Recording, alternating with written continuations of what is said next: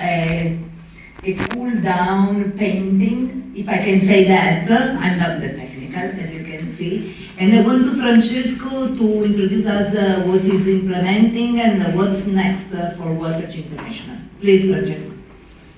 Thank you very much. It is an honor and a privilege to be here today and to be able to share with this level of audience what we are trying to do since 10 years in the UAE and 3 years more in Italy, so it's almost 14 years that we are working in this sector. We are Patrizia was focusing on the solution topic. Well, we have heard about new way to produce energy, to produce clean energy, but as Watergy, we think that the first place where we have to work is in the optimization of the use of the energy. We have a huge loss in terms of money and loss in terms of quality of the air, quality of the environment due to the low performance of our infrastructure and our building. Recently, we started a project of collaboration because we believe that industries and academic world, when they work together, they can reach solutions. We started this collaboration between the University of Sharjah, that is the biggest Emirati university in UAE, and the University of Perugia,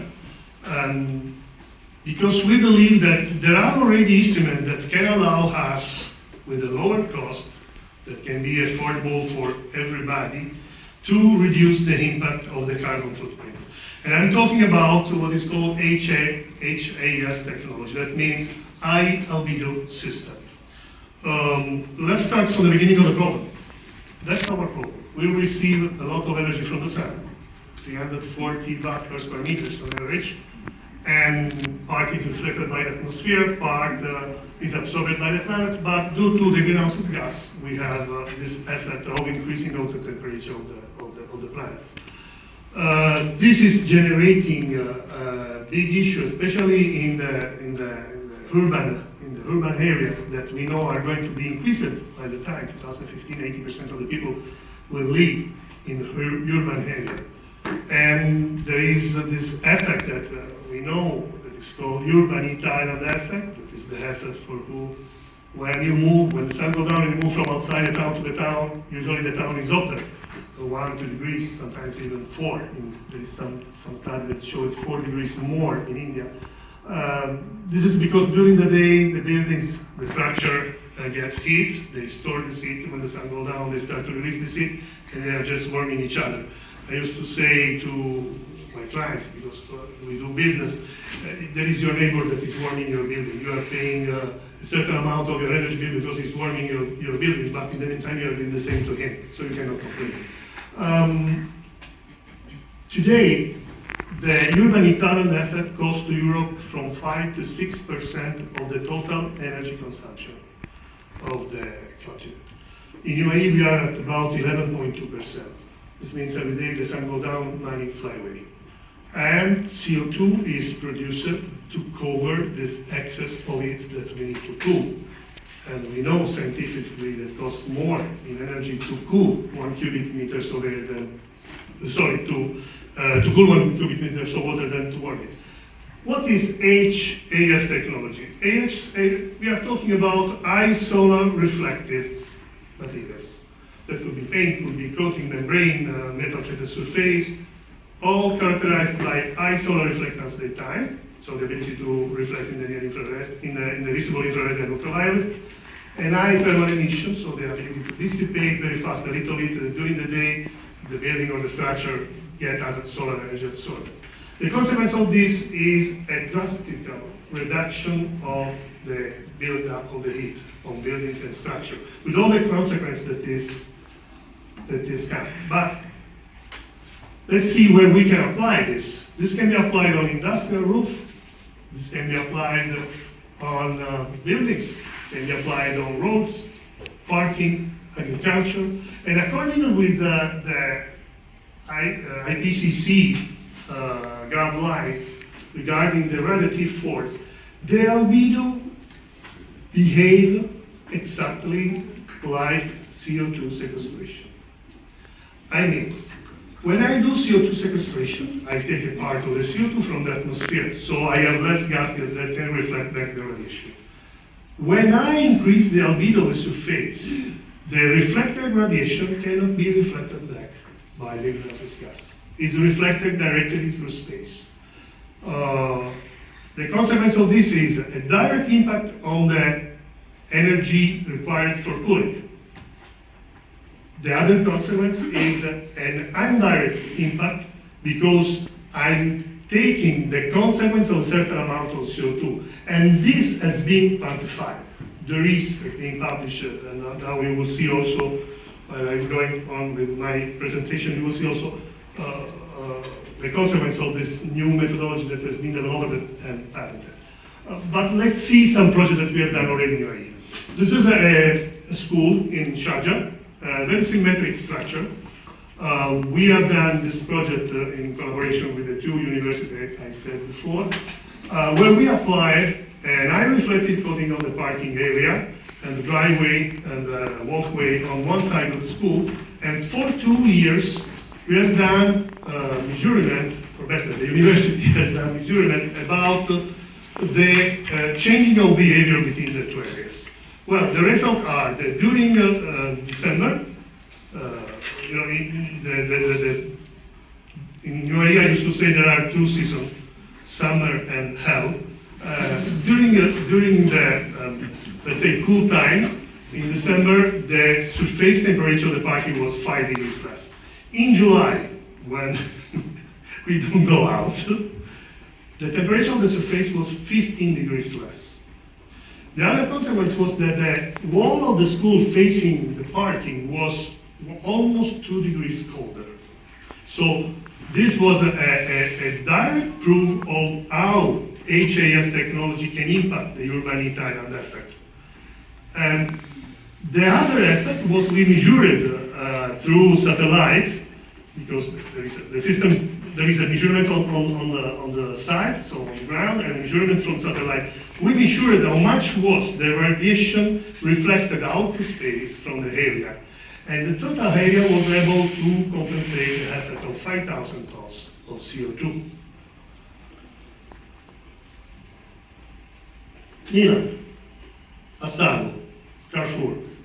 This roof has been done in 2011. And this roof still is consuming 1 kilowatt per hour less per week per square meter. We are talking about 14,000 square meters roof.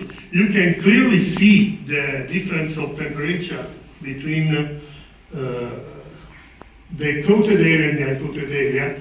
We are talking about 50% temperature less. Usually, an horizontal surface under the sun reaches about 30 Celsius over the air temperature.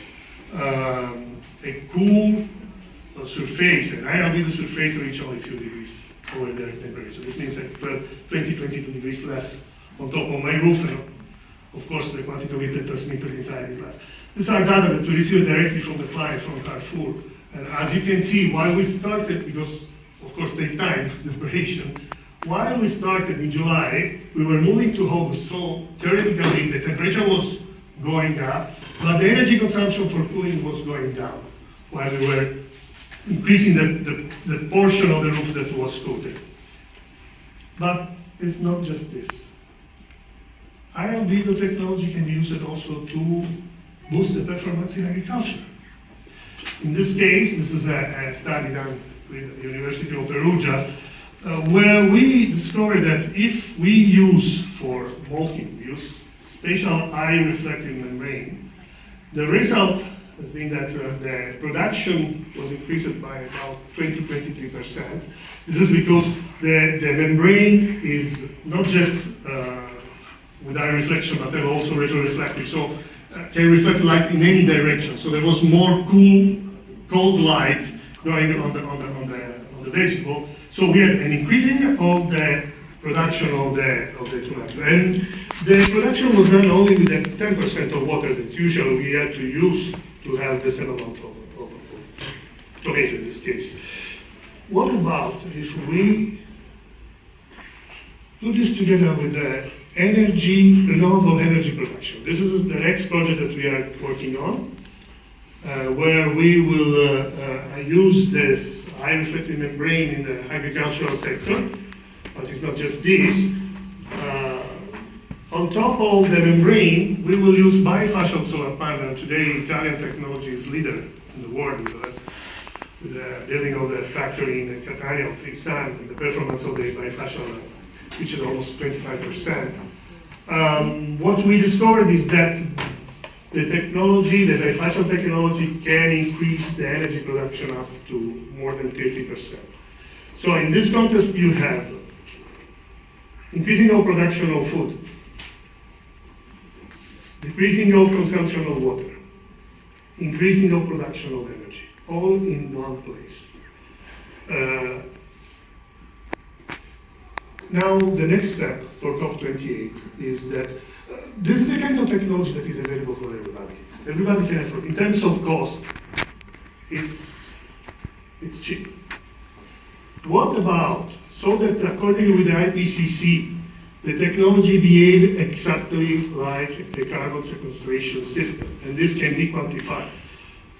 We are committing to propose at the next COP28, after the approval that we received from the United Nations, the HAS technology, the Albedo for Africa, that became a program of the United Nations in March, the day of the water, it was the 27th of March.